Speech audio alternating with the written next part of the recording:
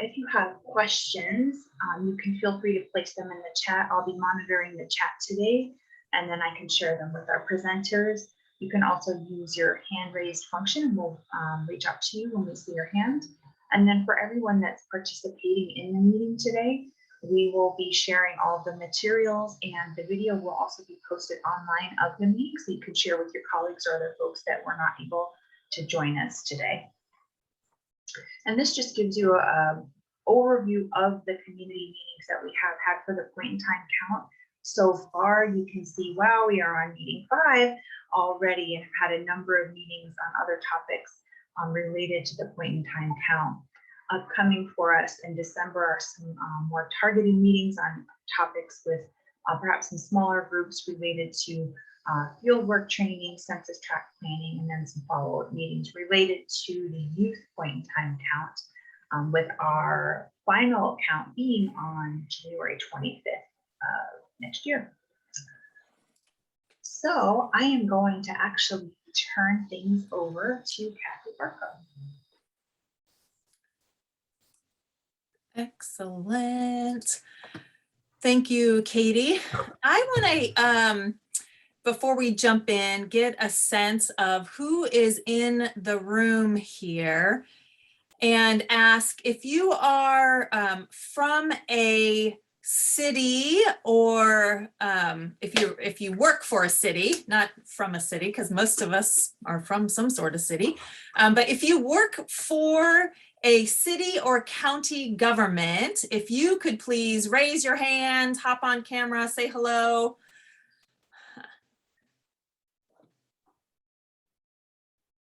Veronica here from City of Alameda. Awesome. I see Katie, Talia. I saw earlier David. Josh is hopping in the room. Other Josh. Excellent. If you are from an outreach team, could you please hop on camera or raise your hand or put a reaction up on? Our outreach team's in the house. Can you be both? Yes. Talia likes walking in multiple camps. Greg, Margaret, Ann, thank you. Sarah, excellent.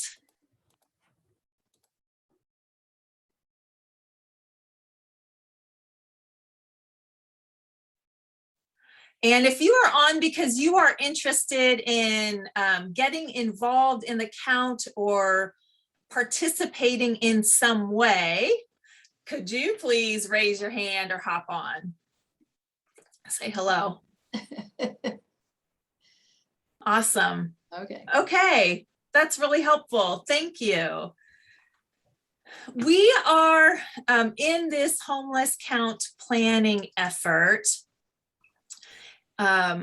Moving ahead, as Katie had mentioned, let me get my screen up here today.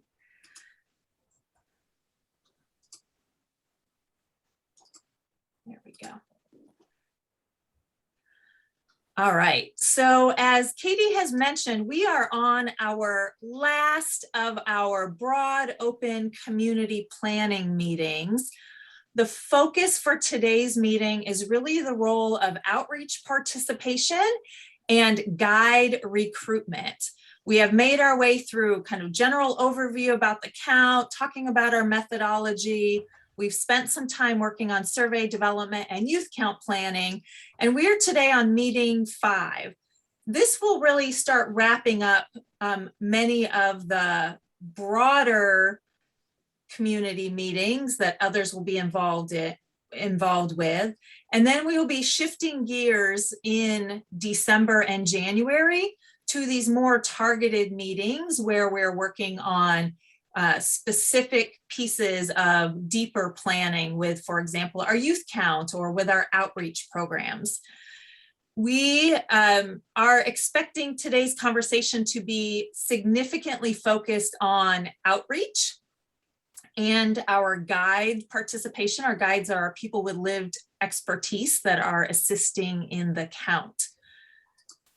Today in particular, we have for the goals of our meeting today to learn more about the capacity and the reach of our outreach teams to help us dial in on some of detailed planning. We will be recruiting and asking for commitments from our outreach teams to participate in the count and to kind of start building that list of everybody who's saying, yes, I am in, you can count on me for the count from the outreach team side. And then we will also be recruiting and getting interest from outreach teams to assist with a small slice of the work, looking at unsheltered structures and how many people and households are in those unsheltered structures. So you'll be hearing more about each of those teams, but really this meeting today is very focused on diving in to the outreach teams, what capacity they can bring, troubleshooting some of the areas, understanding more about how operations on the ground are working on the outreach side, and exploring some of those pieces a little bit more deeply. In terms of general updates, we have a lot of things that have been in process. The survey work, we had our survey community meeting about 2 weeks ago and got a lot of great feedback about what are the topics that are of priority area interest from this community. We took a look at race and equity, we took a look at COVID questions, we took a look at income and employment areas. And Katie is the person that is the lead from our team of assembling all of that community input and then proposing some priorities among that for the next draft.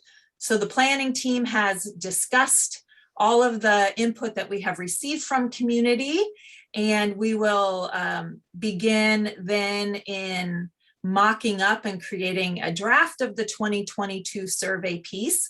And everyone home will be sharing updates about that over the next couple weeks and making it available for community members to review.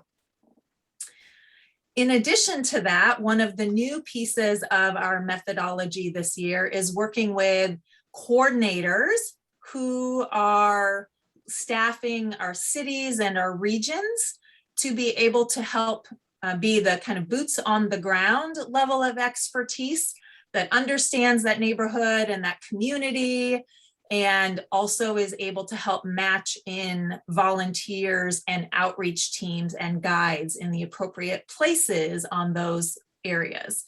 And so Katie has been working to recruit our coordinators. We've got a number of them secured already, but we're excited about having more direct ways in which the cities and the regions are weighing in and sharing their knowledge and expertise about where encampments flourish, where there's special needs, and where we need to assign our volunteers, outreach teams, and guides a little bit more targeted ways. Tomorrow in the afternoon, the Continuum of Care HUD committee will be meeting to review the methodology, and that meeting will kind of be the formal conclusion of our planning process as we have our methodology then defined, and that will determine and guide our input to HUD. As you know, this is first and foremost a HUD requirement that we do this count every 2 years, and then the community builds on that a little bit further. So this is a requirement to make sure that our HUD COC committee also is signing off on that methodology. And then, since there's so many here that are excited about recruitment for volunteers, we are, as part of that methodology, relying on fewer volunteers this year than we have in years past, largely because of the COVID considerations.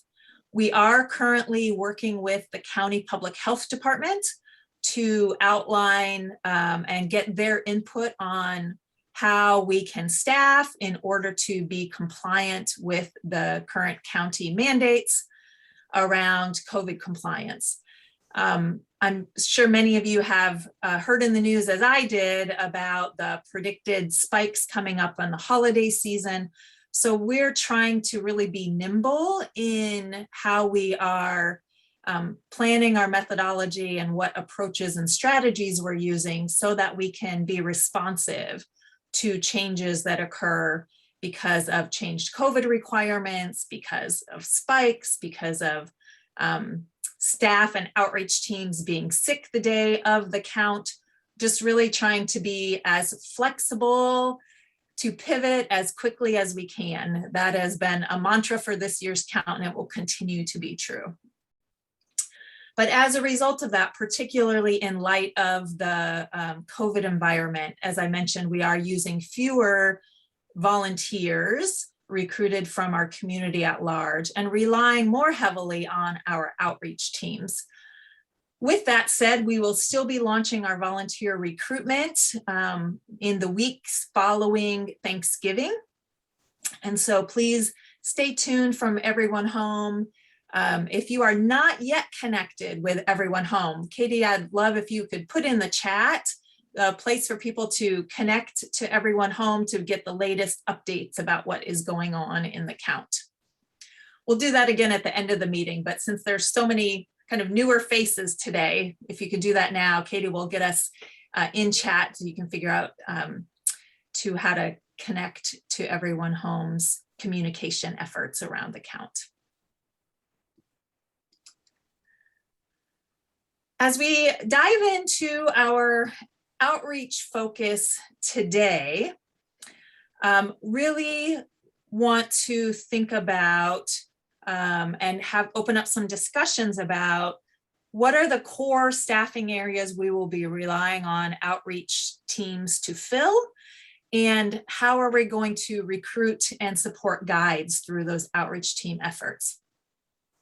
This is not a new facet of our work in homeless counts. We have always built on the efforts of outreach teams.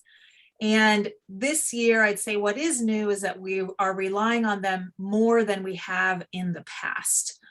Those outreach teams already have staff that are going out to encampments. They are very familiar with the areas. They have good relationships with people who live in those encampments and are a trusted face. They also have insight into what are the harder to navigate areas of those encampments, or where are the very hidden people who are sleeping in places that would not be known to a general observer if they were, walking by that particular person who is sleeping outdoors. And so this conversation today will really be about how we can ask our outreach teams to really go all in with us in our count this year, and helping us get a sense of how much we can utilize and build on those resources of the outreach teams that are in the Alameda County community. We have relied on our outreach teams, and will continue to rely on our outreach teams to really cover the areas where we know we need some special assignment of those outreach teams due to some safety concerns of that particular area. Sometimes there are access issues, particularly in the more urban areas where we know there are people up underneath freeways and under the embankments and in Caltrans areas, those kind of places where access is an issue, and outreach teams really know and understand that. We will be using our outreach teams in areas where there are greater familiarity with our guides, where there are higher densities in encampment areas, where perhaps the timing is an area that needs to be attended to, or there are these kind of hard to reach populations such as unsheltered families that we're looking to boost up this year, and our unaccompanied youth, which we will have a dedicated youth count for. So that's a little bit of the highlight and overview about the roles that we will be asking outreach teams to fill in and serve for us this year.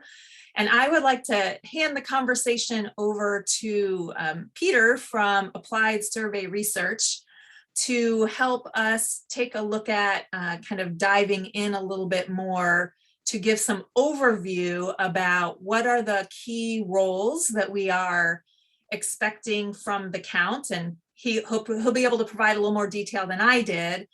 And then we will pause from there, and I will be asking our outreach teams that are on the meeting with us today to give us some more information about yourself so that we can dive in even a little bit deeper into the planning. So Peter, if you can add some information, please, to what are our hopes and dreams and expectations for outreach teams this year? What is that going to look like? Yeah, thank you, Kathy. So those of, I think I saw a number of familiar faces on the intro on folks that had participated with the point in time count previously.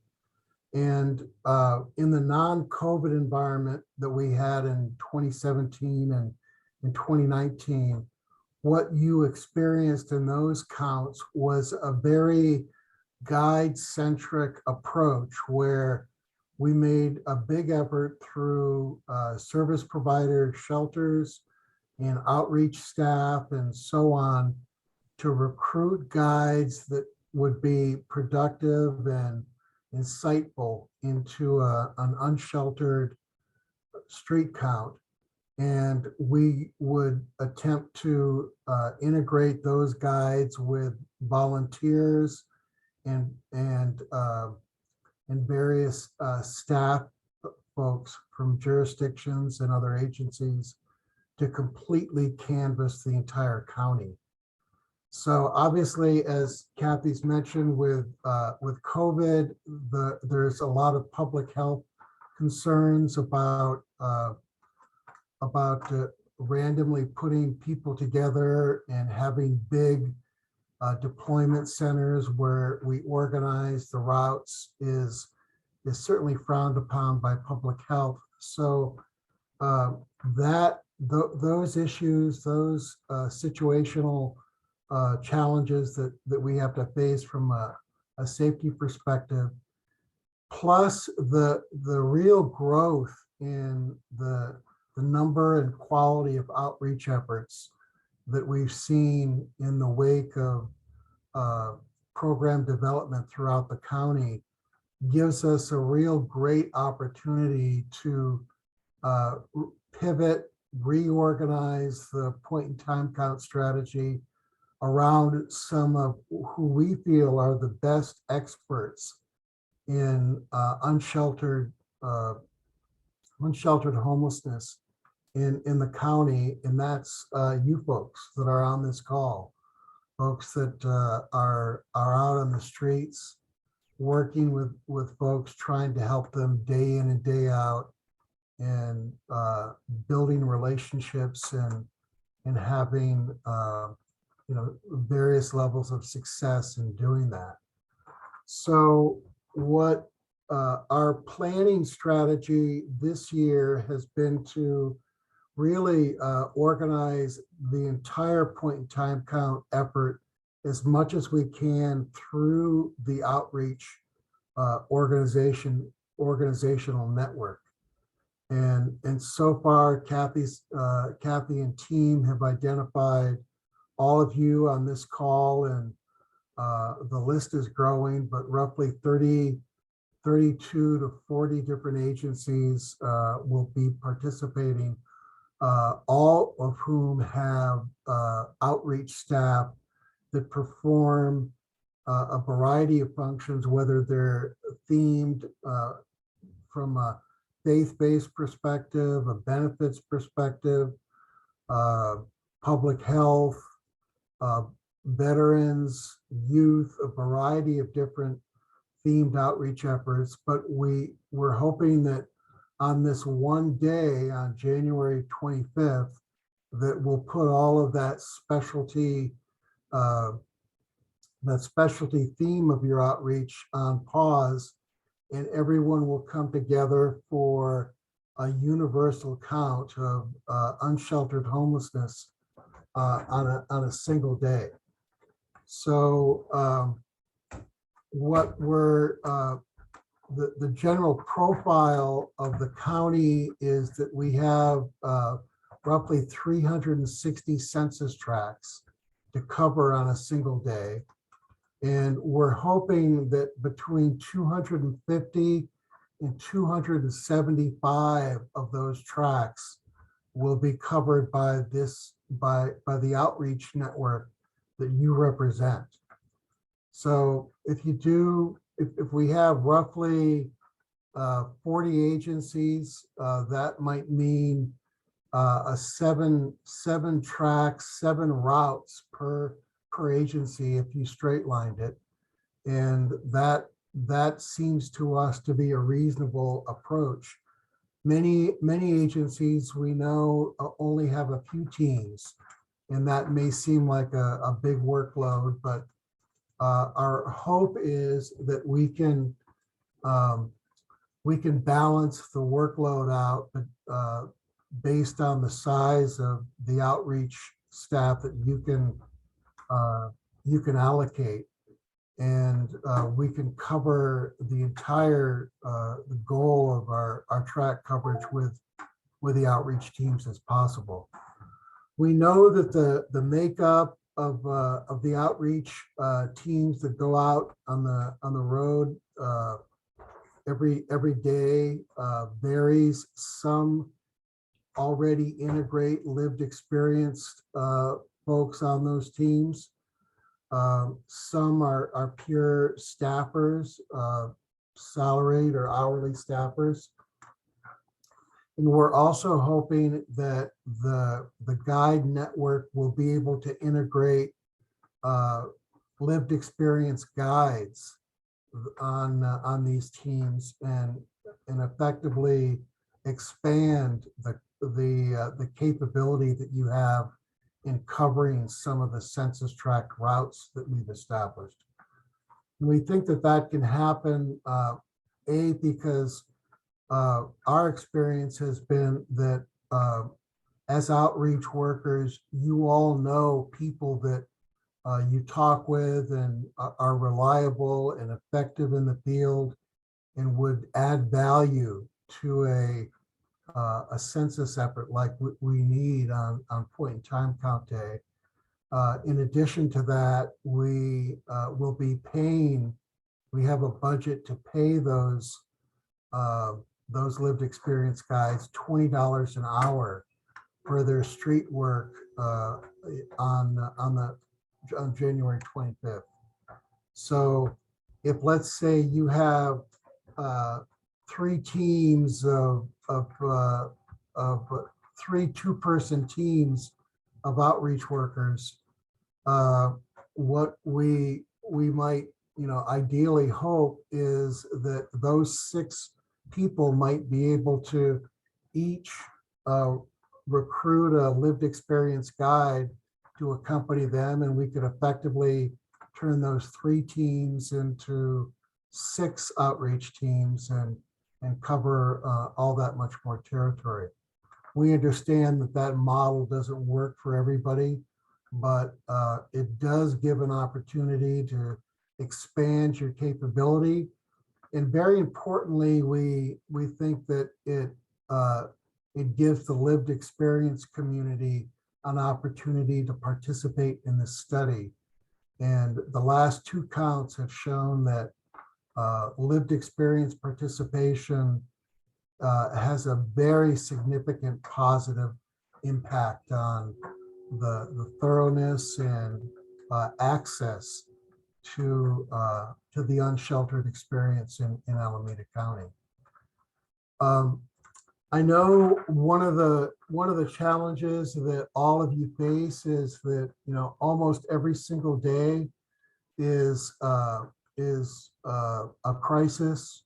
There's emergencies and challenges that you have to deal with and experience as as caseworkers and outreach folks. But what we're really hoping, and one of the big pitches we're making, is that we really need you to dedicate your entire outreach staff on this one morning, generally one morning on January 25th, to dedicate to the point in time count, so we can accurately profile the prevalence of unsheltered homelessness. And again, for those that don't remember the general method in 17 and 19, ours is a observational count, so that we're not interacting or doing any questioning per se on the morning of the 25th. We'll have our assigned territories, which will be one or more tracks, and then the census teams, the outreach teams, hopefully with their lived experience guide, will canvass that route area and then just document all the persons or vehicles they may encounter on that morning. And we will have a smartphone app that people will be able to access. And there's a form that you enter in your observations. And once you've entered your observations, your experience, then you just move on down to another part of your route. So at the end of the day, we're hoping that at the conclusion of the 25th, we'll have unsheltered data on the entire 360 tracks we have in Alameda County. So this is the general approach we're looking for. We felt that our previous practice of assigning guides to general community volunteers was a little problematic. We don't want to do anything to endanger the public health of our lived experience community. And we know that the outreach teams have established public health protocols that you'll be able to follow and ensure that all your participants meet that. We'll be working with public health to ensure that there's adequate PPE and other support available to everyone who participates. And we're looking forward to that effort and being able to cover that. And what we're really hoping today to really get a sense of, and Kathy will help facilitate this a little bit later in the session, is to get a sense of what level of support you can give the point in time count effort on January 25th. How many teams will you be able to support? We'll have a whole process where we'll work with your agency and attempt to assign and divide up all of the census tracts according to the territories you work in. There'll be some areas that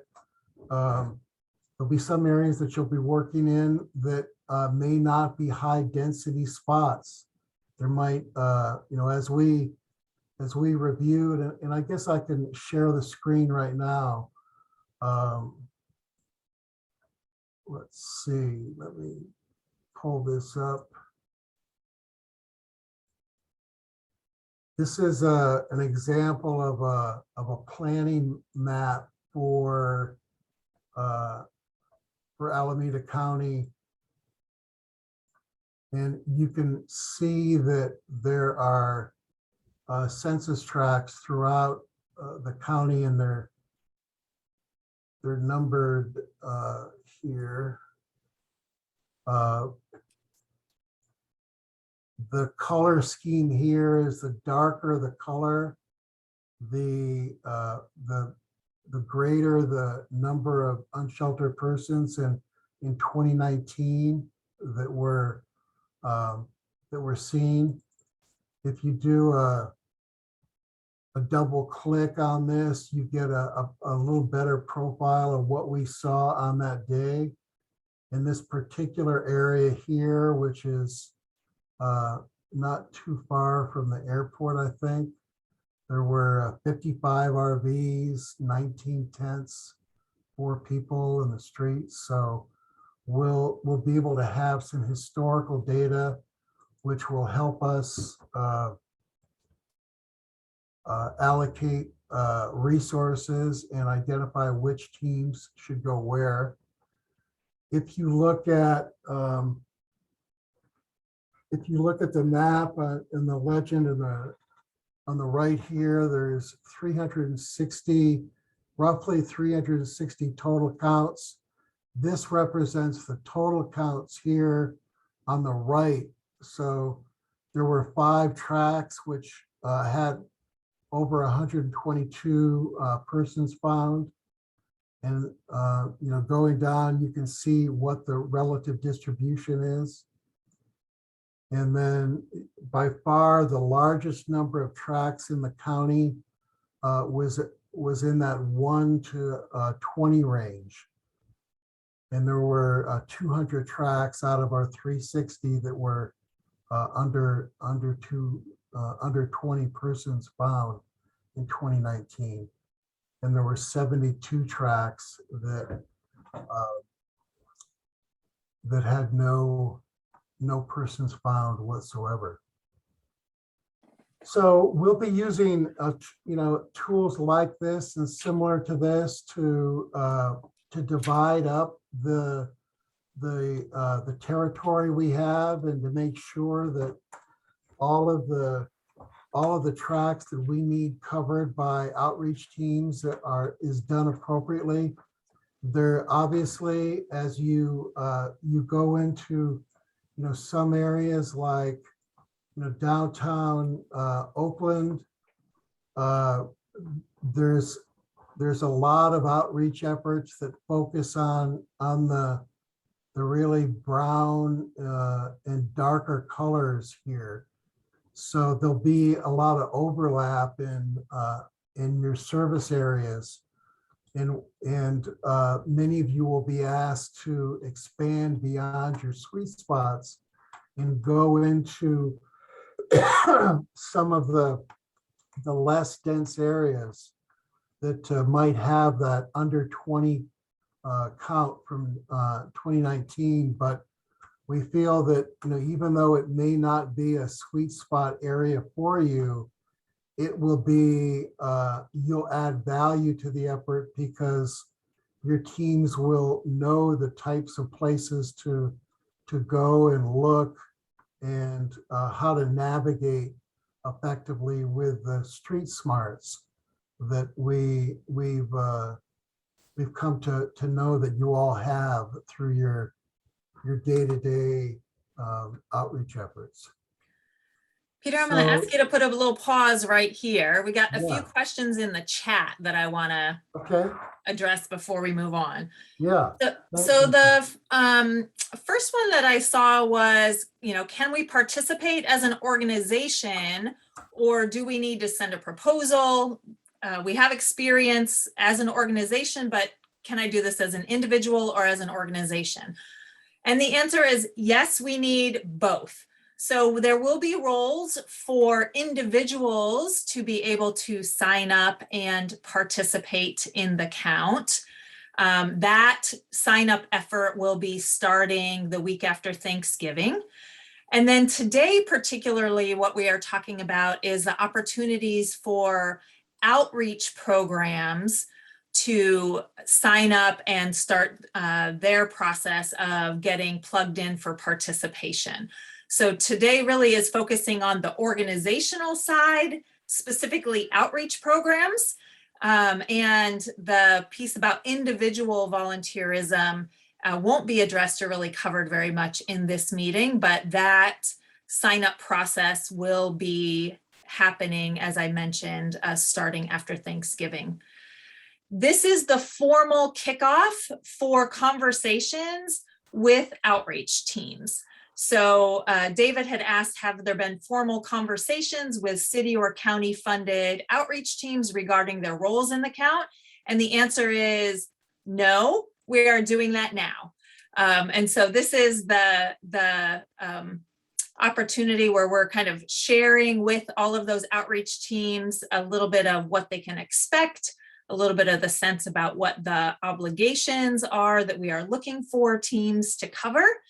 And then we will be following up. I will be following up with more direct one-on-one conversations with outreach teams, whether they are city funded, county funded, faith-based, more grassroots organizations that aren't funded perhaps by city or county efforts.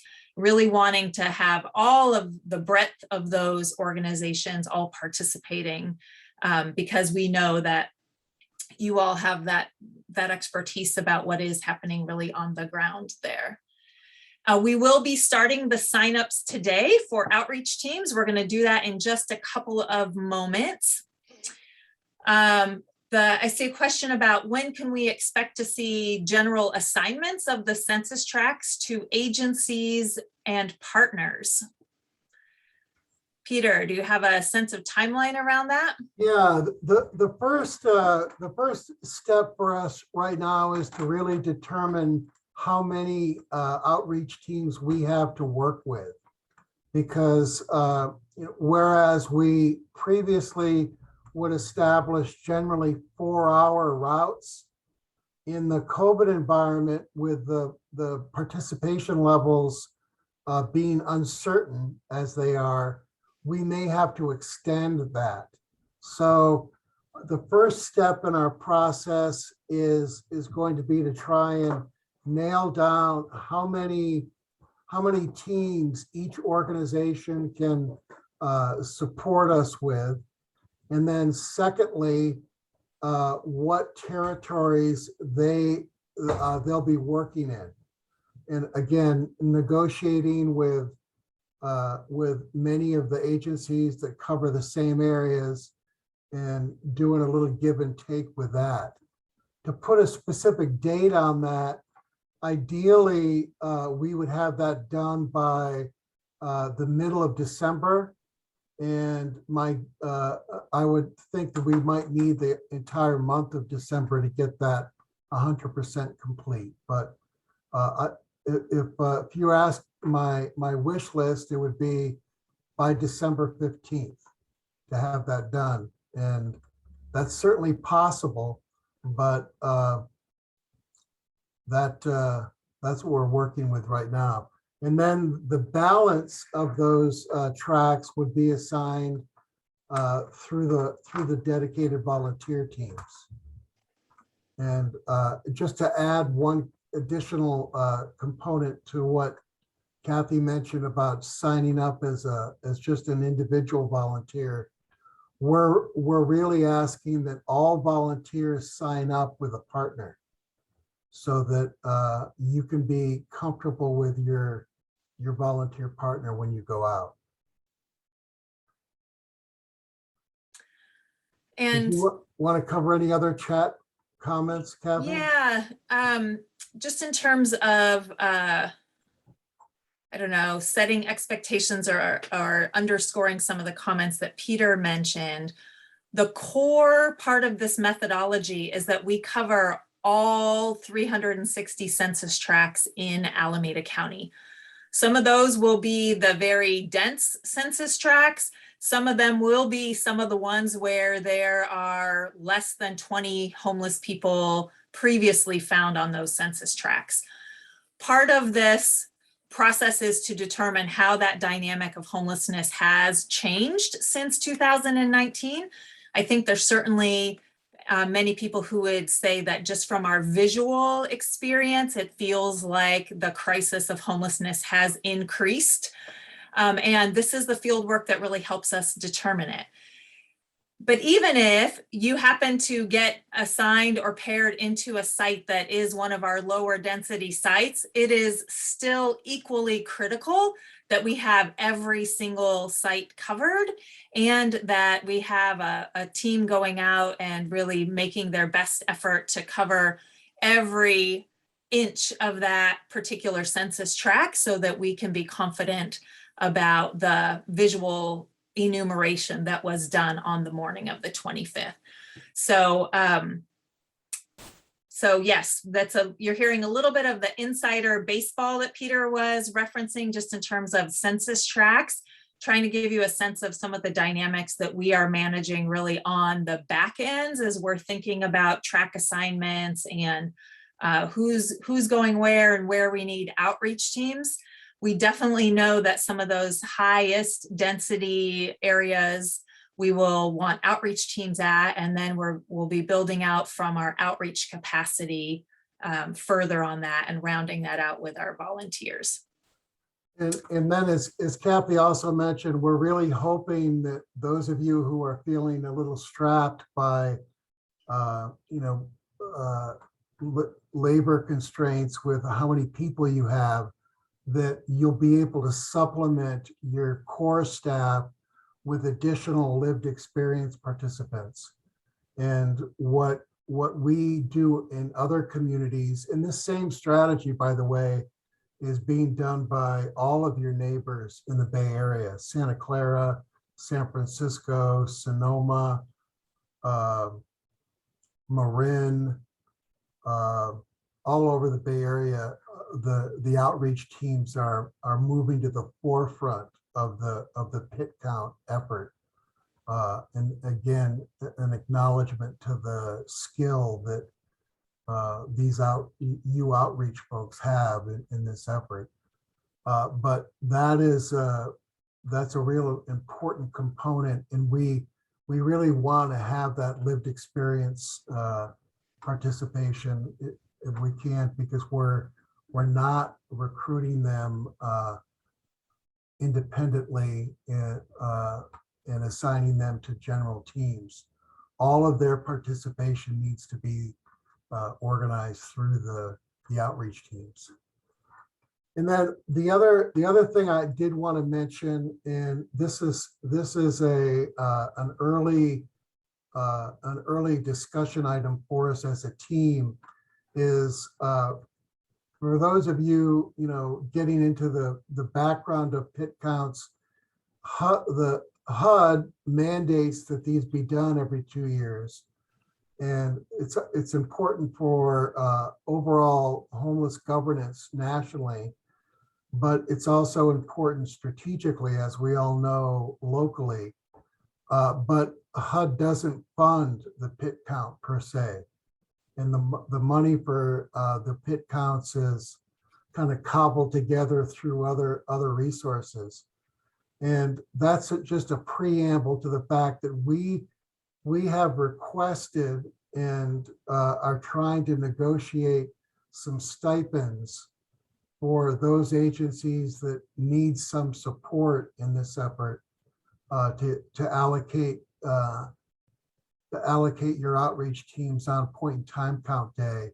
And we don't have any amount that we're working with, but any thoughts on that you could share with us that could help us flesh this out and make an ask to the county, we would entertain that, and we'll try and advocate on your behalf for it.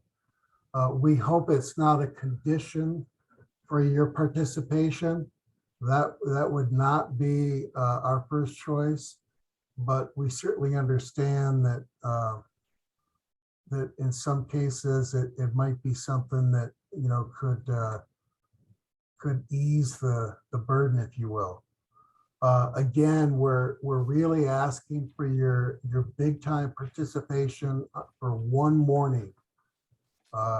For 4 to 6 hours on January 25th to really profile homelessness in the whole county.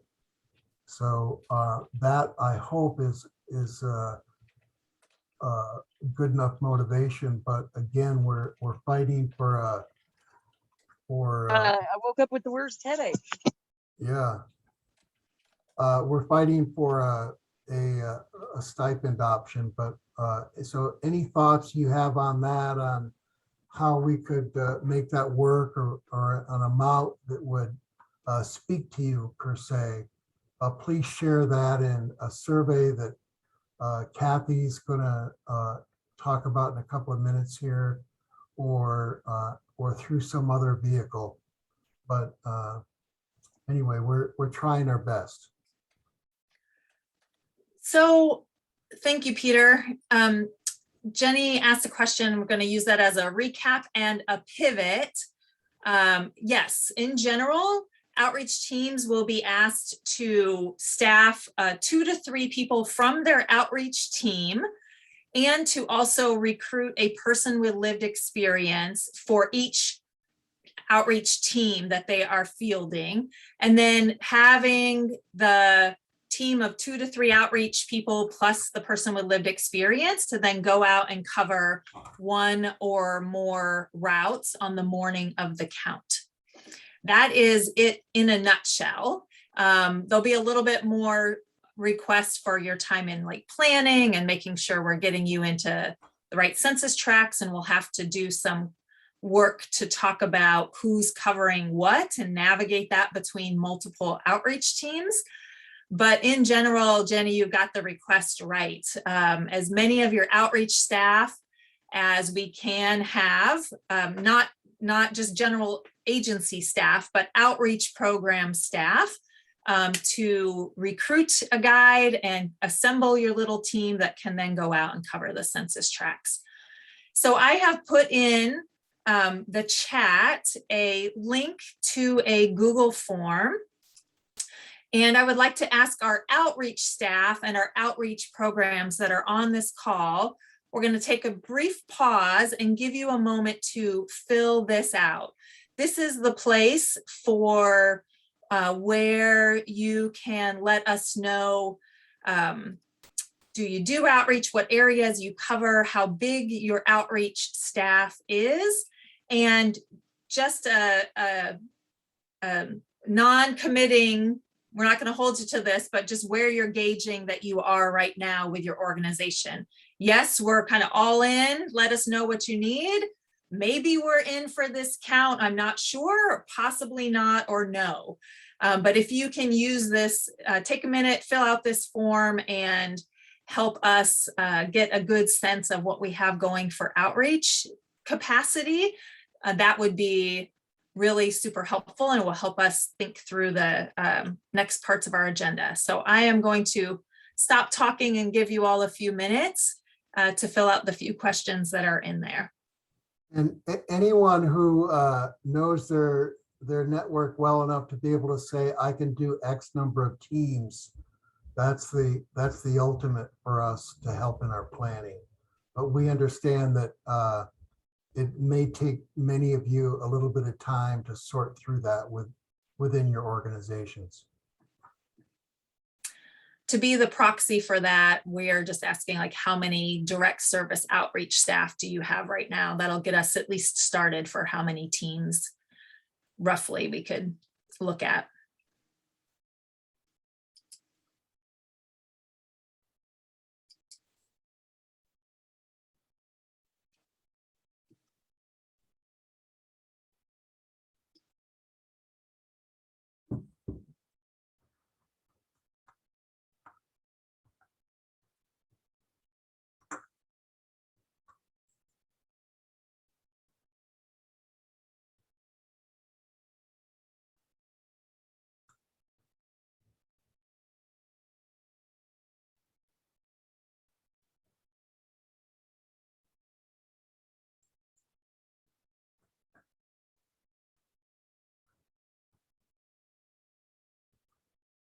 I did want to clarify just from one of the chat comments that while there's an ideal outreach team of 3 persons, it is acceptable, and we've had a lot of success with 2-person teams.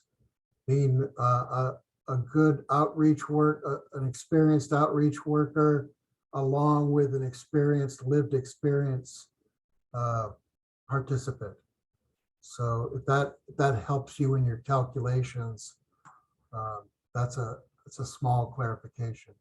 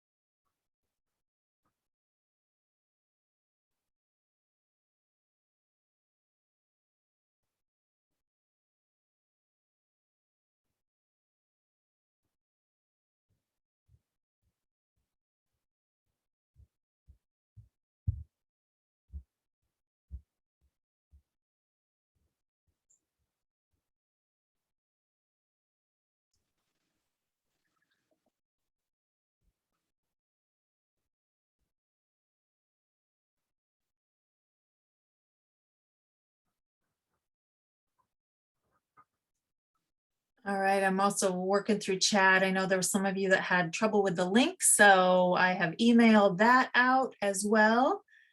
And I think I've replied to the other messages in chat about does this apply to me?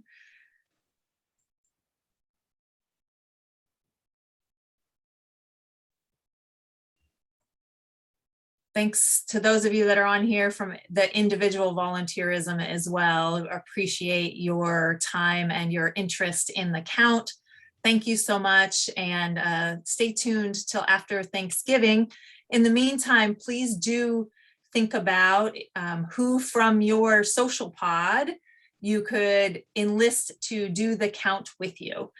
We envision that a lot of our COVID protocol will be that from our volunteers who sign up, the teams will be made from just the person who signs up and one or two people from their social pod.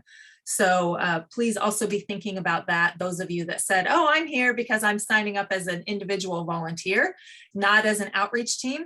Please be thinking about who in your social network that you already share, a COVID safe environment with, who in that group you could bring to sign up. All right, Peter, let's start taking a look at some of the responses then that we have here.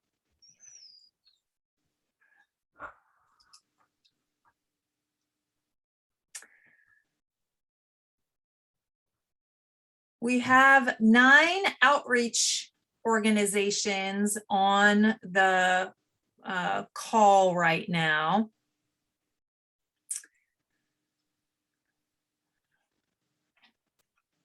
And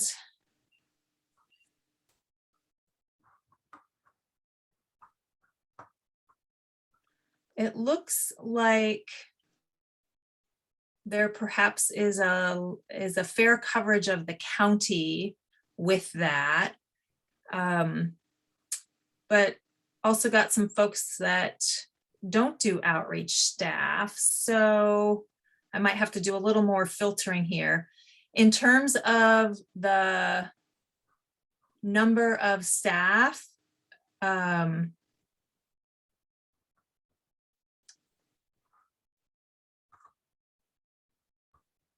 looks like we have a range here from as few as 2 up to teams that have like 10 outreach staff that they could contribute on the day of the count. We have an overall total of,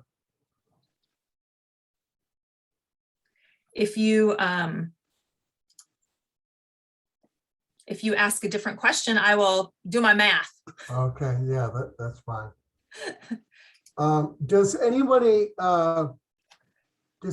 foresee any challenges with adding lived experience participants on your outreach teams with your current staff?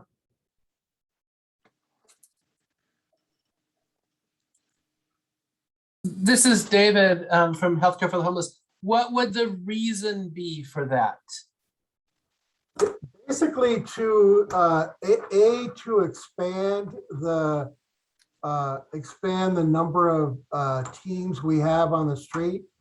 So if let's say you and your outreach partner normally go out together as a pair, we would split you up and you would work with a lived experience partner who you knew was very comfortable on the street and knew the area, and therefore you would have 2 teams out of your 2 staffers rather than 1 team of 2 staffers.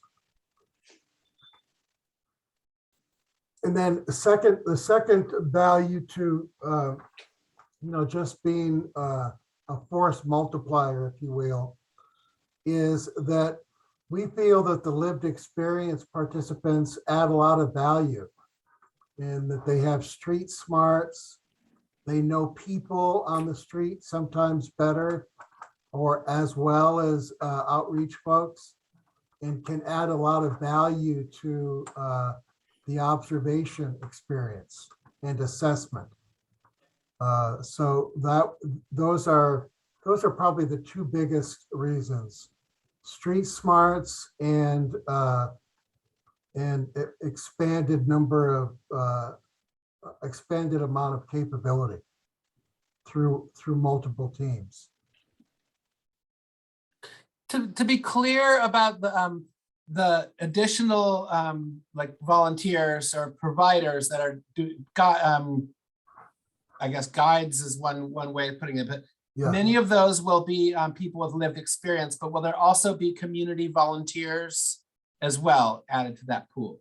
Generally, no. Yeah. We're trying, I mean, that's a possibility, but the general plan is to try and work through the outreach agencies and the existing staffing that you use in your outreach efforts. If you happen to use community volunteers as part of your outreach efforts, continue that practice, and that's fine. But in general, we're kind of using you as the elite outreach squad and having the volunteers go with the general community volunteers go with their own fellow volunteers and go to less dense areas. So David, let me say that in a different way. In 2019, what we did is we had groups assemble at a deployment center. There were 6 or 7 of them throughout the county. And then we made teams the morning of. Right. That consisted of a volunteer, a guide, and then some people from like cities or people who worked in our homeless serving nonprofits. And so we assembled those teams on the day of.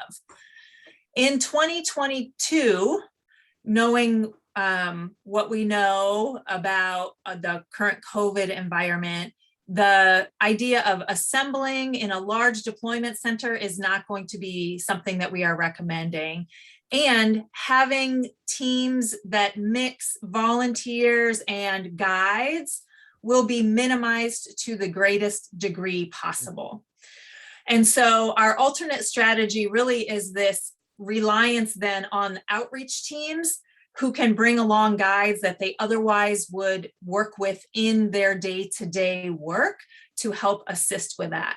We do know that that means some of our teams will be volunteer-led without the benefit of the expertise of a guide being on that team.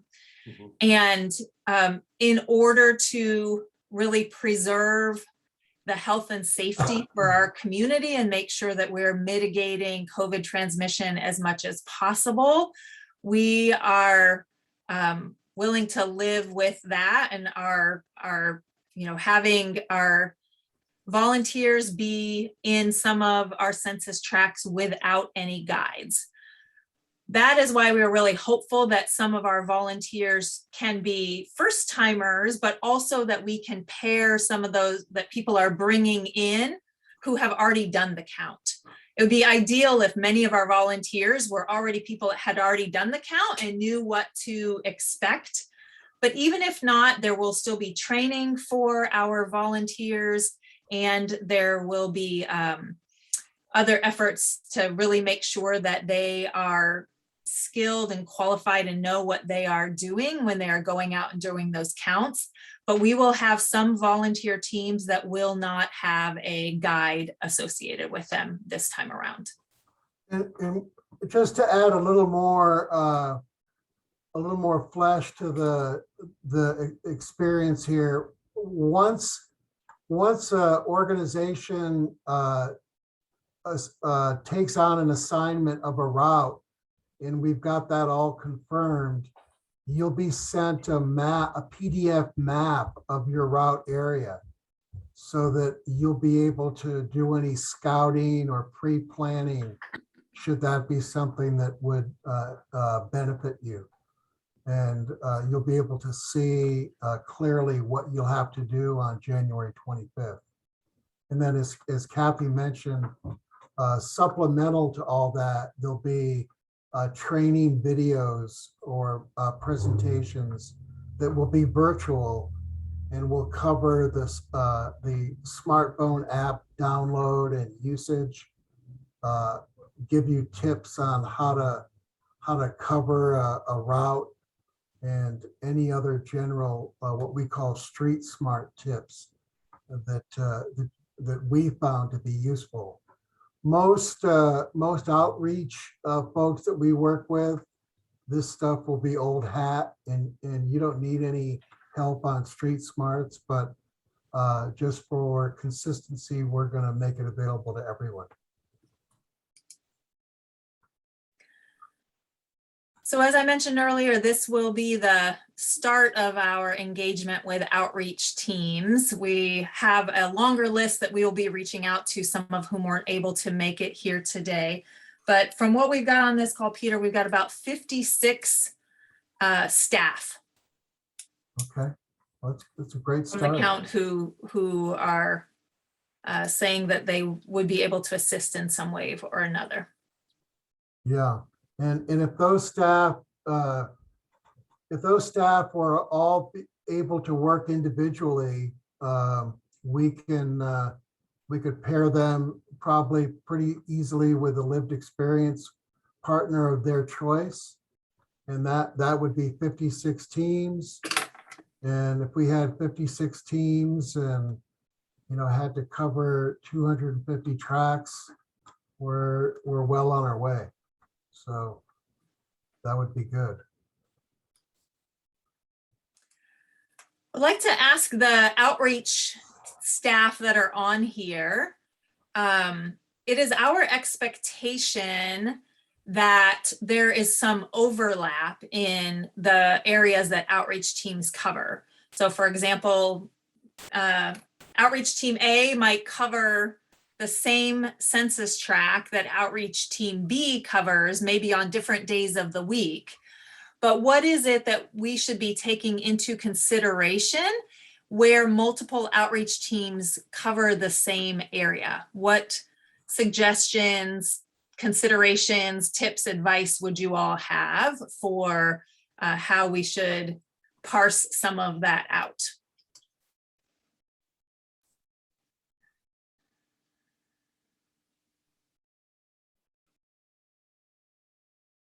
By area, I mean, I'm thinking, for example, if we have street health team that covers a large zone of the county, say for example, the entire Tri-Valley area. And that team goes throughout there, but that team is only 5 people. So that's really going to be 2 teams, and there's 15 census tracts. Are you asking how would we decide what teams go to what census tracts? No, to build on your example, we also then know that perhaps City Serve covers the same area that the team that covers the Tri-Valley area covers. So then how do we parse out any guidance you would have in thinking about, all right, of those 15 census tracts, how many and which ones is Tri-City or the Tri-Valley Serve? Sorry, I am butchering that name. Margaret Ann's team going to cover versus the ones that the street health teams would cover. Can I jump in on that? Yes, please. So I think that a way that we could do it is if everybody in that region got together for one meeting, we could parcel out the location and also work with our homeless liaison officers as well in this area, because we have homeless liaison officers in Livermore and Pleasanton. So we would be able to work with them. They already kind of have an idea of what areas are needing to be covered. So if we could all kind of do one meeting for the Tri-Valley and one meeting for San Leandro, or one meeting, however you guys want to split it up. And then we could parcel out and get a really good count based on that. Yeah, Margaret Ann, that's exactly what we're hoping for, and that we'll have these, that's what the role of that regional coordinator position was, is to negotiate some of those things and add in additional resources. To David's point, he had the 5 outreach workers, and how many teams that would be. We could potentially, expand that further with vehicle, giving him some extra vehicle resources through other ways. And that's kind of what, we envision one of our next steps is these drill down meetings that you just described, where some of those details would be figured out. And we may decide, for example, in your Tri-Valley area, that there might be some real, out of the way places that we just give to some volunteers, some people that well and would operate as a great team together. And we don't need to use the resources of your team or David's team to cover. I will say about the Tri-Valley specifically, a lot of the encampments are hidden. And so you really have to know where the encampment is. It's not in other parts of the county. They're more up close and personal. Like when I used to work in Oakland, so I would see a lot of encampments in Oakland, and they were right out there. A lot of the encampments in the Tri-Valley are very hidden. So it will take, a group of people coming together from different organizations to figure out, okay, how can we count everybody? And just to kind of, show you that we still, even with this approach, we still have the ability to be creative. So in a situation like a deep canyon encampment that's hard to reach, we can set up some arrangements where we could have a lived experience embedded reporter that would be pre-arranged to tell us how many people were in that encampment on the morning of the 25th, and would coordinate with one of your outreach staffers and basically give them a summary assessment of who was in the encampment on that morning. And therefore, take care of that challenge more creatively than we would otherwise. And that's what some of these early planning meetings can give us. So we have really rich and accurate and non-intrusive data collection methods. I want to Yeah, circle back. Becky had her hand up and it's now down. So I don't know if we answered your question, Becky, or if you still have a question. I was just going to concur with Margaret, and City Serve of the Tri-Valley serves all 3 cities out here in the Tri-Valley. And I know Pleasanton meets monthly with our service providers, including Abode and City Serve. And so we just need to get together as a region and talk through how we want to do this. And of course, have you guys present too. But in 2019, we had many electeds that wanted to come and participate in the count. It's really important to have the right person with them. And then also we had our executive staff that all participated, and it was a huge impact on our organization and how we resource homelessness. So I imagine that we'll have a large team again this year that want to do it. So I saw in the chat, other people were saying, yeah, we only have 2 outreach workers, 2 homeless liaisons, but we have a lot of city staff that would be interested in participating too.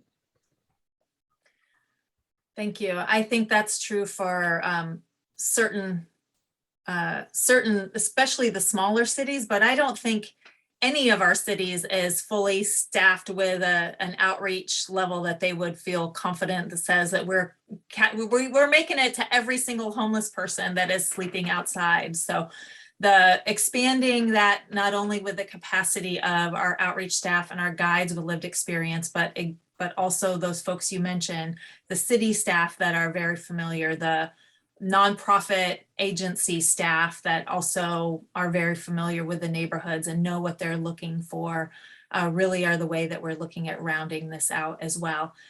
As Peter said, one of the things we're excited about is having the ability for the regions to kind of do some of that own internal planning and assignments to really help make sure that you're staffing the teams in a way that makes sense for your region and makes sense for the one person living out in the canyon or those other kinds of things. So the flexibility that this gives, we are very excited about this year and being able to have more responsiveness to that. And this, just to add to that, this is a general evolution that we see in communities that engage in the pit count process, is that after there's been a big methodology change like we did in 17 and 19 from previous efforts, people are more comfortable with the process, and it can evolve into a more regional and locally controlled event and process than it is initially, where we were more centrally oriented in our pit management.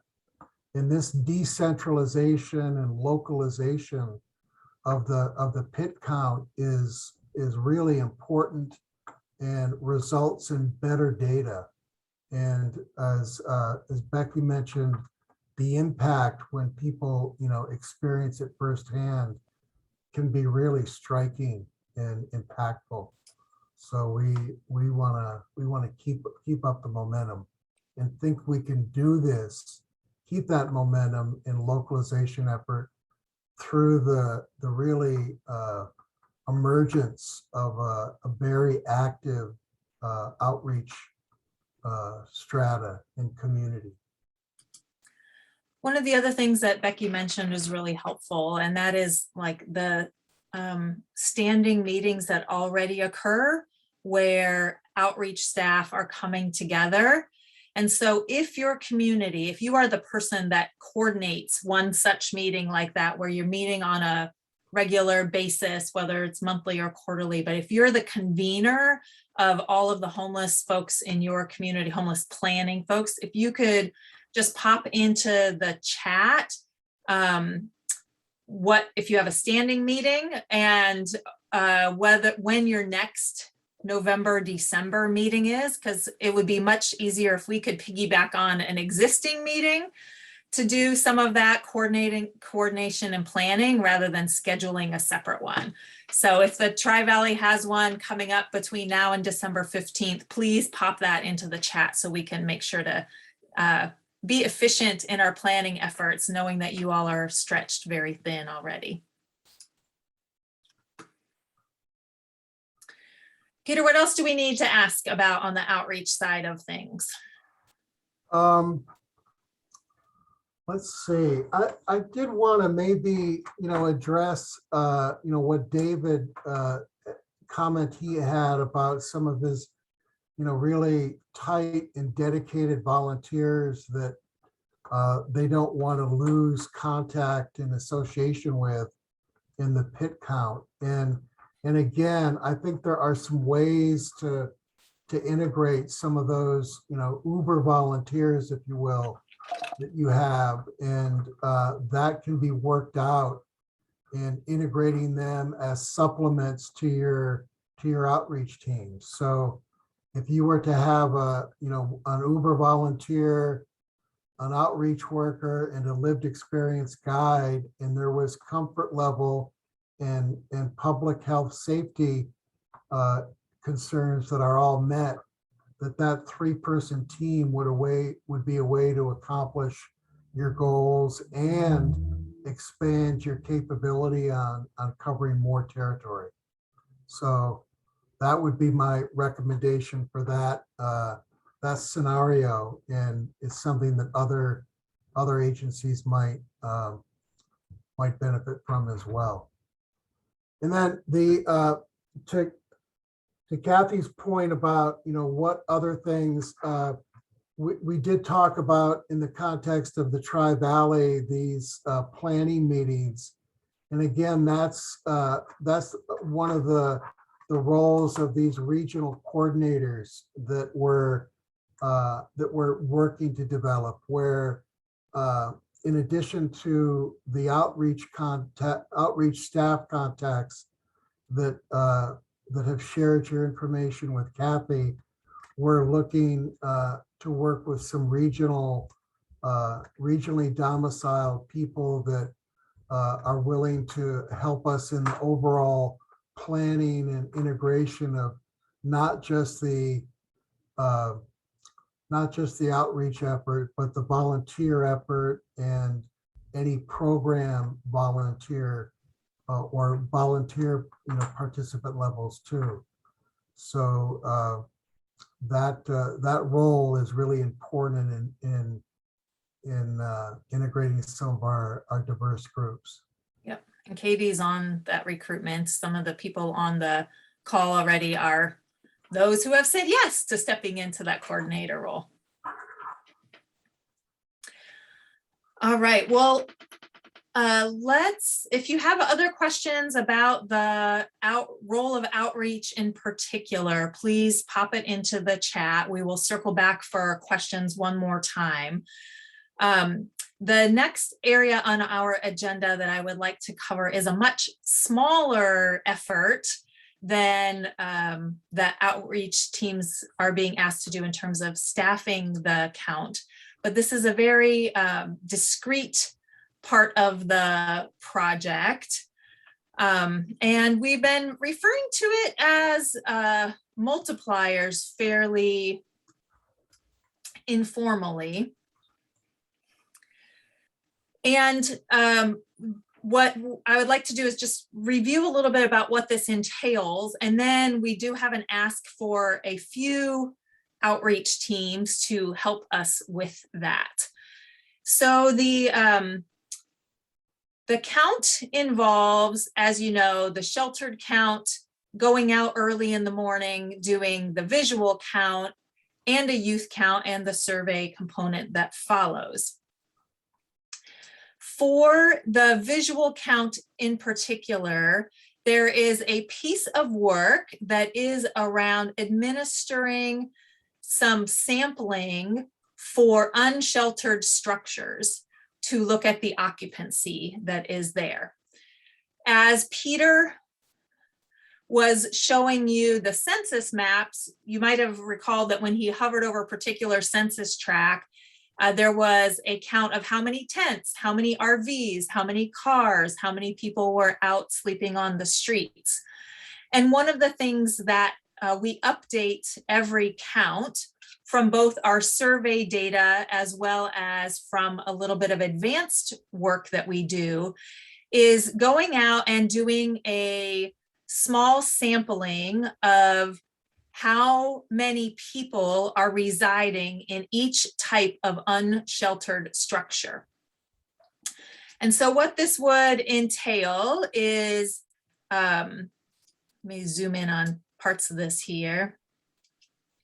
Having teams look at going out in their normal outreach routes and doing a sample of looking at folks who are in a tent and telling us how many people are residing in that tent. Same for an improvised structure, how many people are in that improvised structure, how many people are in cars, how many people are in RVs, how many people are in vans. One of the things that we know to be true on the morning of the count is we may come across, and our teams may come across, RVs, for example, that we know people are living in, but we're not going to ask our teams to go in and peer into those RVs and look at how many people are sleeping in that particular type of structure. So part of this methodology involves creating a multiplier so that when we count those unsheltered structures, we have a sense of how many people are residing in those structures without having to look inside. Certainly our outreach teams and our people with lived experience, if they know how many people are inside, that is super useful, right? They know that this is the encampment that Joe and Mary sleep in, and this tent has 2 people in it. But there'll be other structures that we know we'll just be getting a count of the structure and not how many residents are in there. So this advanced work on multipliers goes out and does a random sample of some of the unsheltered structures and gathers information about how many people are in those type of structures so that our research team and our statisticians can do their work afterwards. So this is an example. This was our 2019 survey form. And from there, we created detailed instructions and training for people to go out and do a sample of where they would already go to on their outreach teams and let us know, what they came across in terms of what type of structure and how many people were in it. There is a very specific quota that we will be creating both by jurisdiction and by the number of structures that people are going to. So this is a very methodological, scientifically based aspect of our work. And we need about 6 to 8 outreach teams to be able to go out and assist us in the first week of December to first and second week of December to go out and help generate these multipliers. We have a training that is scheduled already on December 6th. And as I said, we don't need every outreach team to do this. Last count 2019, we worked with 8 outreach teams that went out and covered this for the whole county.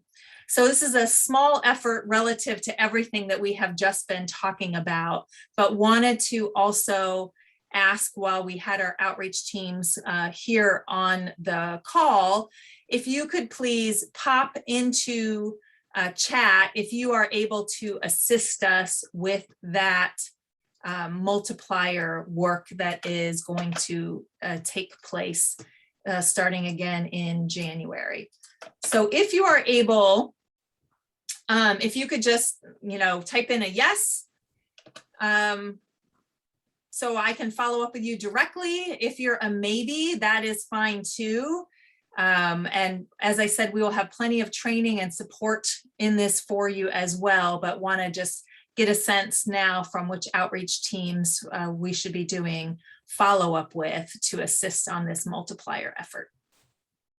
Hey, Kathy, there's a question. Is there a date yet for the training established? Yes, the training will be on December the 6th.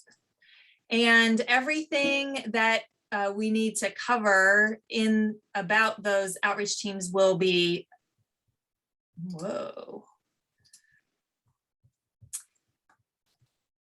December 6th from 12 to 2 p.m. will be that training for that multiplier field work.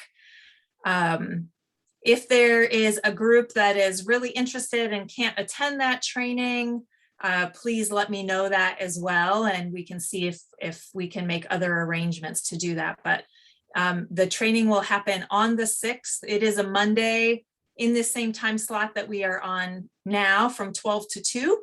We will cover everything that the team needs to know, make sure they have all of the tools that they need to carry that work out. And then the multiplier work will start that afternoon of the 6th and continue through the following weekend. And so the 6th through the 12th is the time frame that we are envisioning that multiplier work to actually happen. Sorry, is in Zoom? Zoom or in person? Is in Zoom or person? Sorry. Say that again, Elena. Sorry, is in Zoom or is in person? That will be in person. No, sorry. The training itself will be over Zoom. The work of going out to the encampments and to tents and RVs, that work will be in person. And so we know that the outreach teams are already doing in-person work. And so that would be why we are asking the outreach teams to do that in-person piece. But the training itself will be in Zoom. Thank you. I help you. Okay, thank you. So for anybody that, on the vocabulary of this, we call it the multiplier, but what we're really trying to do is to be more methodical and scientific about the situation where we observe the presence of homelessness on the street, but we don't have access because of privacy considerations, such as an actively occupied tent, an actively occupied vehicle, or an actively occupied building where we know there's homeless activity, but we don't know the details of that. And to try and determine a process that we can confidently estimate how many persons would have been in those places had we been able to have access and seen them. And just, ballpark in the vehicles for cars, RVs, and vans, that multipliers range from roughly 1.2 to an RV averaging 1.7 persons per RV. And so for every vehicle observation, actively occupied vehicle, we used a multiplier like that to contribute to our overall number. So that's the background on it. And this is a HUD approved approach. And we want to use locally generated observational data to come up with these multiplier tools.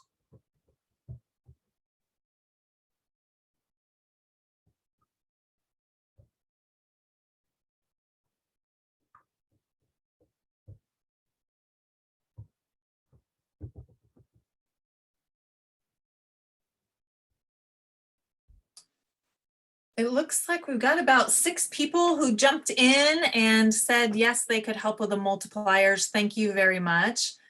I also am noticing that we might have some gaps in some coverage parts of the area of the county. So we'll also make sure that we've got all of the regions of the county covered as well. So we may need to do a little more outreach, but right now it looks like we have got the outreach teams to be able to assist with that, or at least a good core of them. And then I would add maybe to that a little bit, Kathy. Some of you may be aware of some off-the-grid outreach efforts that go on through churches or other agencies that may not receive any public funding, or are kind of bootstrapped organizations that have a really good touch with the community that we're trying to measure. And if we can solicit their participation, we would be thrilled. And if you want to give us some names and contacts of those folks, that would be great. Again, we have lived experience guys that would be paid $20 an hour to work on these teams, and we're still trying to navigate the stipend option with the county. But any other agencies or groups or movements that would be able to add value and accuracy to our efforts, we'd be more than happy to follow up with them.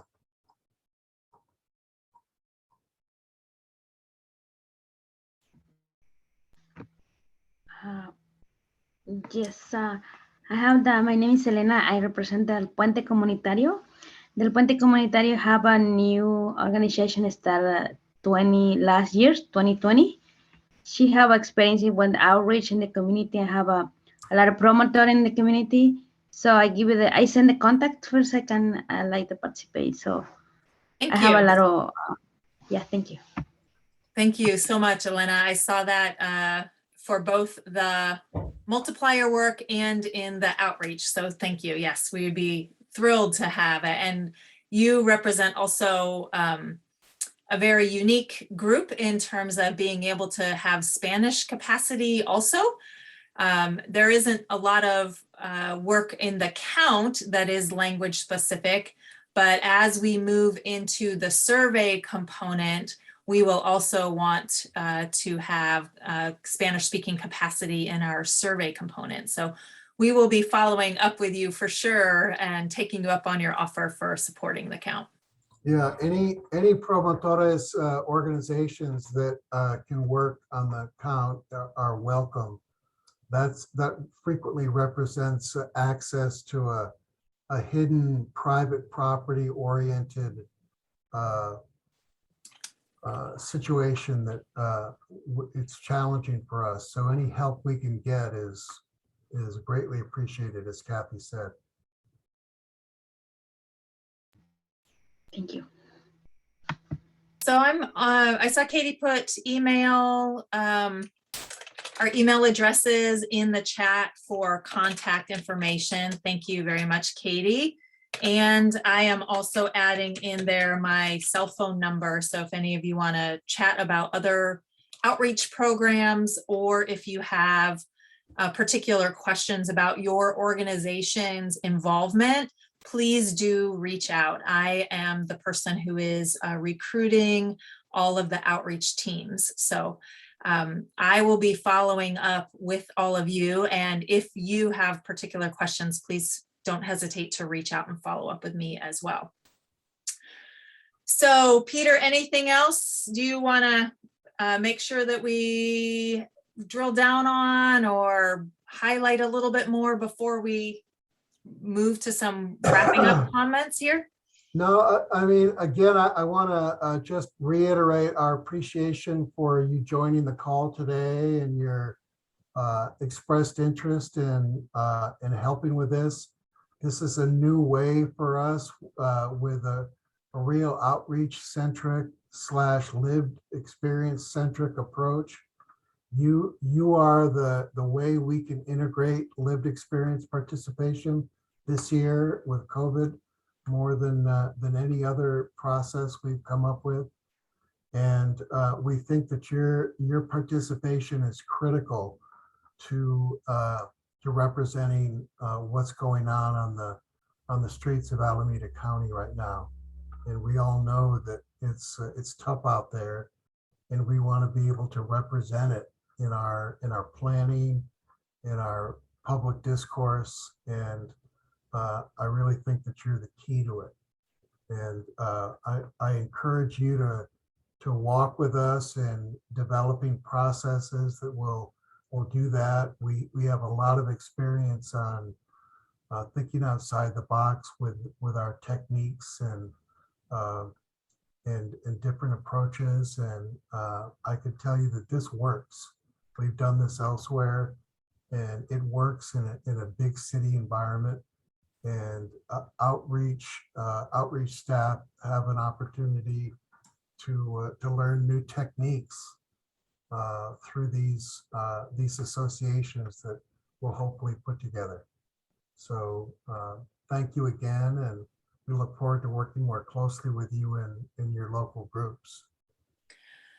One of the things I admire about my Alameda County colleagues is that this is very much a place where everybody hops in and says, yes, we can help with that. And yes, we can be creative and figure this out. It is a culture in Alameda County that things are figure outable, and that everybody kind of rallies around these point in time counts to chip in whatever is needed in order to get the work done.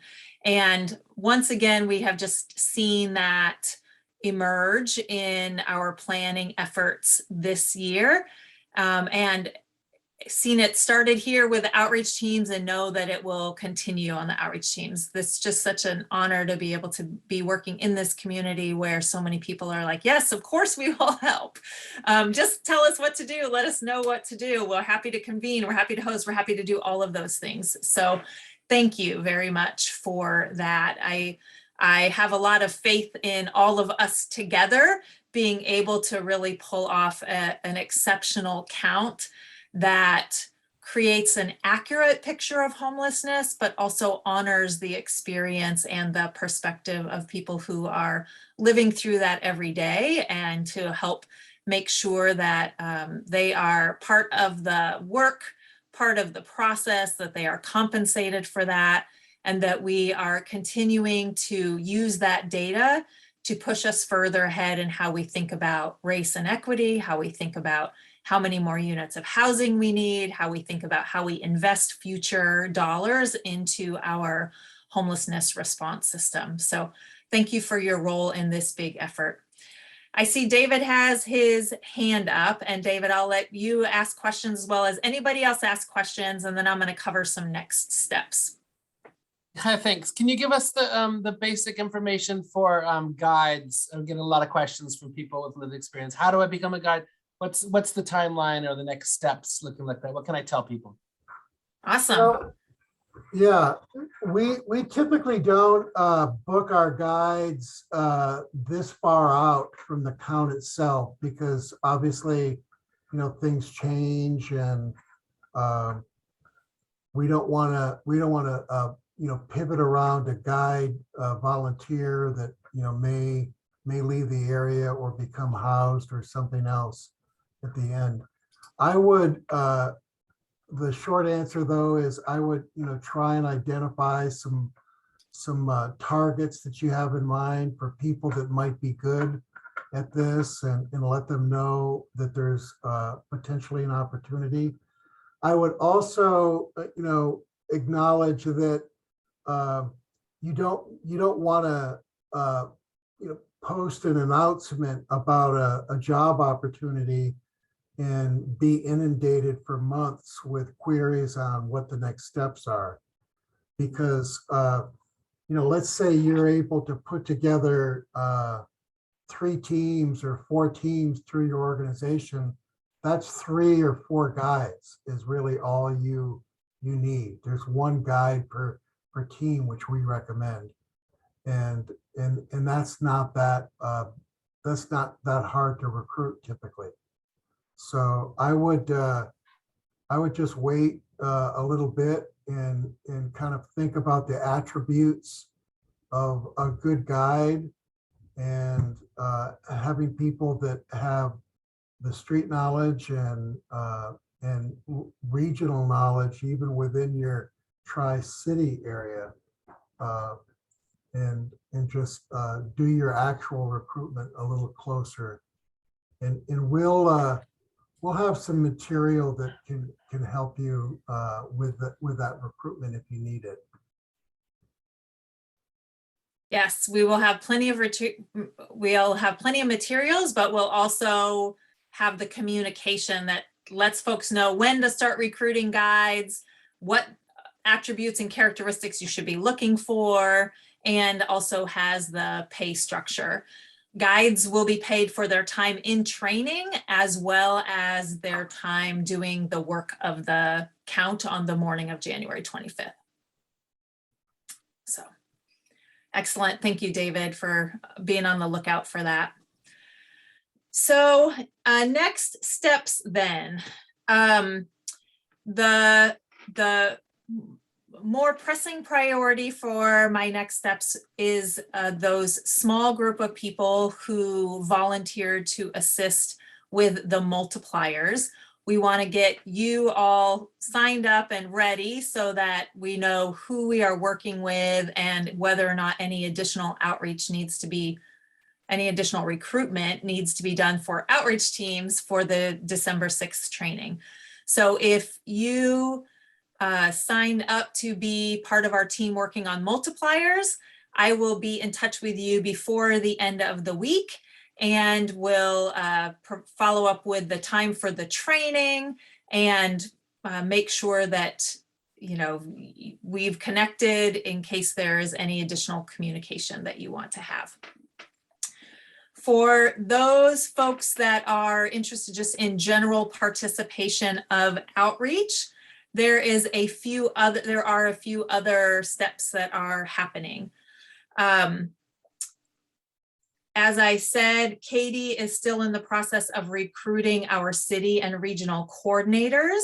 And so that piece is tied into the planning efforts related to our outreach teams. For the outreach teams that were here, and filled out the Google form, thank you. I will be reaching out to confirm your participation, to make sure that we're clear on the number of volunteers that you have and on which areas that you cover. And we will sign you in. I'll be reaching out, basically moving you from being penciled in to moving to ink. That's the phase of the process that will be happening. For those outreach teams that were not able to be here, so if you have colleagues or peers that work on other outreach teams that were not here, I will be reaching out to that group of outreach providers the end of this week into the beginning of next week. So by the end of next week, we will have done all of our outreach, all of our recruitment engagement with outreach teams to make sure that we're pulling folks in. The next meetings that you can expect to see as an outreach team are likely the regional planning meetings that we were talking about that Becky mentioned, that are convened with the coordinator as well as ASR, myself, and everyone home. And we are looking at census tracts, looking at coverage, really looking at starting to nail down the approach and the people that are going to be doing that work in your particular region. So in the meantime, I will be your contact person for all of that. We are going to be taking a little bit of a break for the Thanksgiving week, and then we will be still in full-on planning mode up until the middle of December. So hopefully you can work us in your schedules for more communication and more planning work in that time period between Thanksgiving and when things start to get a little bit too crazy for the winter and Christmas holidays. If I can just embellish a little bit too, in this early planning where we're actually divvying up the work and the routes, it won't be essential for us to have a 100% complete plan from you as to how you're going to cover your routes.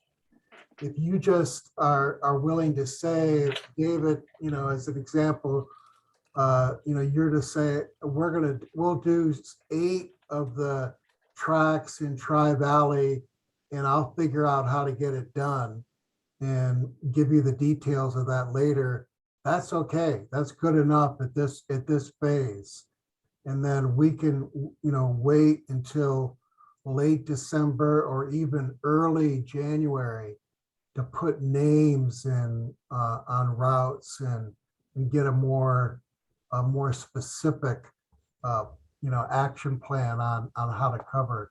The big job for us in the coming weeks, as Kathy mentioned, is for us to get the broad accountability and get, all 360 census tracts generally covered by our core outreach effort. So I hope that that makes it a little less daunting for all of you. You don't have to have it all figured out. You just have to have a general plan. You can say you're hosting Thanksgiving, but you don't have to give a menu yet, is kind of what we're saying. I see a hand up from Marnell. Yeah, I think I have the answer, but I want to make sure. So with us, because we have the 2 shelters and people that really want to help with the count, but I'm also thinking that, so you'll have a regional meeting so that maybe we can work with the city of Hayward. Yes, there will be some meetings that are looking at particularly the assignments for a given city or region. What I hear you saying, Marnell, is that you have a source that could be guides for outreach teams in the city of Hayward. So Marnell's associated with 2 shelters. And what I thought I heard you say also is that that you had people who might be interested in being some of those guides, correct? Guides and others that want to, from the community that want to help also. Awesome. So general volunteers as well as guides. Absolutely. Yeah, and that's an acceptable arrangement. If you're able to kind of take ownership over certain areas, and you can get and willing to coordinate your staff, the Uber volunteer and a guide that can work comfortably together, that's an acceptable approach. And again, the goal is to get people that are comfortable working together and have navigated the public health concerns and have the local knowledge to be effective in enumerating. That's what we're looking for. Margaret Ann. Along the same lines, we have several that have just become housed in the last like 3 to 6 months. That might be a good guide if we can't find one that actually lives in that encampment area. Would that be an option as well? Because they know where the encampments are, but they're not necessarily unhoused anymore. Yeah, we won't micromanage your selection process. The key is that the person have that street knowledge. We have, as an example, we've typically found that emergency shelter residents have better street knowledge than transitional residents. Right. And sometimes transitional folks have been there 6 to 12 months. And no disrespect, they've lost a little bit of their touch. Of course, as yes. to what's going on. And when we put them on the routes, they didn't really add as much value as we had hoped. Okay, So, you know, I think you know what I'm saying. So, yep, I do. I just wanted to check. yeah, Yeah, thank you. sure. All right, and so we are going to then wrap up. So this is, as I mentioned, the final of our community planning meetings. We are going to be pivoting from here to planning around particular aspects of the count, like the youth count, or with particular partners like regional planning efforts or with outreach teams. So stay tuned, then you'll be seeing more communication specifically from Everyone Home as we engage in these next steps, but it won't be a big broad community invitation. It'll only be for very targeted requests for your planning assistance as it's related to continuing our preparations for the count. As I mentioned, I will be following up with all of the outreach programs, looking forward to talking with you more. Other kind of wrap up comments, I wanted to ask Katie again to please put in the chat. Everyone Home is our communications arm of this effort. And so that is where you'll be receiving communication from. This current is just a general to hear more about the count. But when we launch our enrollment efforts and our volunteer recruitment formally launches and those signups happen, that will all be funneled through Everyone Home. So that is the place where you can click on that link and sign up to just stay informed about the general count efforts. And then for our closing comments, I would like to ask Ms. Chelsea Andrews if she has anything she would like to add as we are wrapping up our meeting today with our outreach and other providers. Thank you so much, Kathy, for the entire group here. My name is Chelsea Andrews. I'm the Executive Director for Everyone Home. And on behalf of our organization and on behalf of the many individuals that you will be interfacing with and helping to advocate for by doing this count, we thank you. A big shout out and thank you to, of course, Peter and Kathy for all of the hard work they're doing in supporting this effort. We will continue to keep engaged. This outpouring in terms of the number of people that came to this meeting. In fact, the number of people who volunteered was more than the people who were here. So that goes to show that not just your presence, but your network is what's going to make the big impact and the connection that we need to get this done. So thank you so much for your time. Please stay engaged. Please do not hesitate to reach out to any of our point contacts. I think it was mentioned earlier, this meeting is recorded and will be on our website. So if you have other colleagues or friends that you'd like to share this information with, you'll also receive it via email. And so if we didn't get to your questions, please let us know, reach out to us personally. Everyone stay safe and have a wonderful holiday season. And thank you so much for being with us today. Take care.